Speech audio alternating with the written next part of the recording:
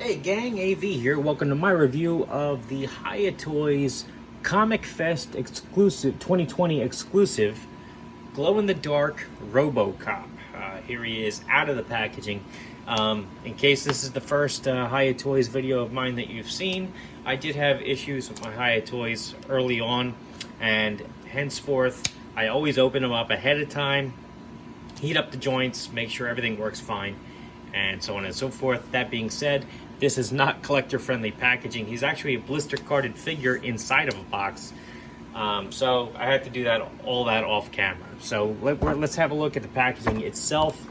As I said, he is a blister-carded figure inside of a box. Says right here, there's a sticker. It said official merchandise, Halloween Comicfest 2020, limited to 2,000 pieces. I actually got this on Big Bad Toy Store, believe it or not. They may actually still have it, too, if you keep looking.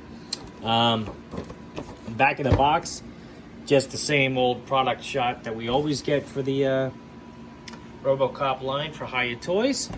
I cut the tape, and you open up the box to get the card out. You have a picture of the glow-in-the-dark RoboCop there on the front, some bullet holes, another shot from the film up top there, and on the back you just get two product shots of the glow-in-the-dark RoboCop. Now I've had the RoboCop under the studio lighting for the better part of 2 hours, so hopefully he should glow pretty good. But we will find out when I'm done the review and I turn the lights out. But until then, you'll just have to hang in until the end of the review. He does come with some other accessories. He comes with two alternate hands, a right and a left. This is a departure from the other versions. This version came with two open palms equipped to the figure, as well as a right pistol holding hand, which he is now using because he's holding the pistol. The other version would also came with a right hand with the lock-picking spike that would come out of his knuckle. This version does not have that. Instead, this is the only version that comes with a closed fist for the left hand. So this is the only one that actually has an alternate left hand. All the other RoboCops that I've opened so far have an open palm for the left hand. So that's unique for this guy. He also has this figure base, which has some decent detail on there, even a little bit of paint work. Has a single foot peg, and it has these notches on the side which use these H-shaped clips. You slide them into the notches, and then with your other RoboCop figures you can put them together to make a base, so that when you have them displayed, they're all displayed on the same floor, and I think that's really cool. Moving this stuff off to the side, we'll have a look at his pistol, which I'll take out of his hand. There we are. His trigger finger does fit through the trigger guard, which is nice. This is obviously styled after the pistol he uses in the film. Unfortunately, there is no storage on the figure for the pistol, because if you remember in the movie, his thigh would open up and the pistol would go inside and it would close up again. The figure cannot do that. So no holster, no storage. Let's have a look at the sculpt of the guy, which is a little tough to make out because of the glow-in-the-dark plastic used in order to make him. He actually has a translucent quality because of that as well. But it's the same sculpt as we had with the original RoboCop, which I actually have right off to the side here. It's the same exact mold. And all that molded detail is still there. You just have a tough time making it out because of the nature of the plastic. Let's do his articulation now. Because of his robotic nature, or his cybernetic nature, I guess you'd say, it's going to be a little hindered in places just because of the design of the character. Bear that in mind. His head can do a full 360, although it's very stiff on mine, but I can get it to go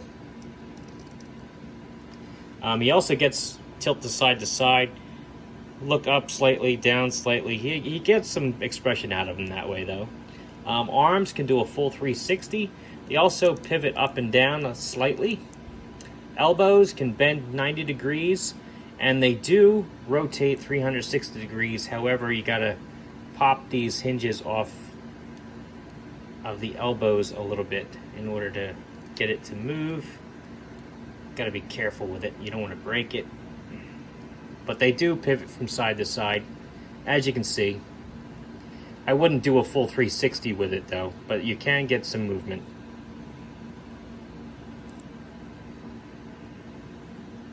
Wrist, full 360 there.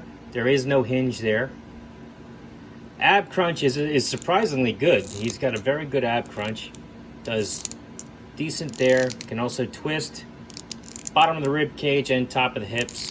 So he gets a decent range of motion. I wouldn't go full 360 with him here either. Just feels like I'm forcing it a little bit too much.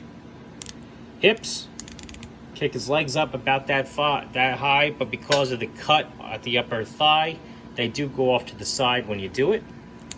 Kick his legs back, same thing. They also flex in and out, so you can make them pigeon-toed.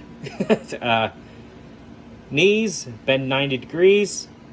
Well, actually, more like 70 degrees. Ankles, pivot, point his toes down and up. They also work this hinge back here, which is neat. They have slightly better articulation than that, however. You just have to pop this hinge out like that. And then you notice he actually has the rocker joint as well. So that is a thing you can do if you want to do it. So all in all, it's decent articulation on this guy, just because of the nature of the character's design. They did the best they could with what they had to work with. Size comparison. Here he is next to a vintage collection. I'm sorry, I keep saying that. A vintage G.I. Joe figure, Snake Eyes.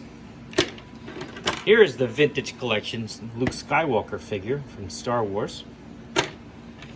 A more modern G.I. Joe figure, 4-inch. Scales pretty well there. Boss Fight Studio Blank. Scales pretty well with him as well. Marvel Universe Captain America. And Master Chief from the World of Halo line.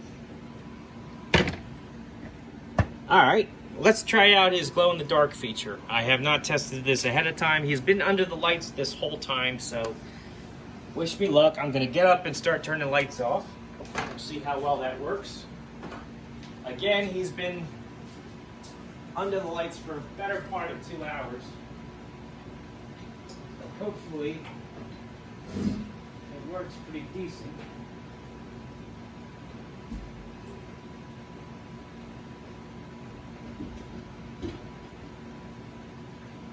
Shut that off. Alright, 2 more lights to go.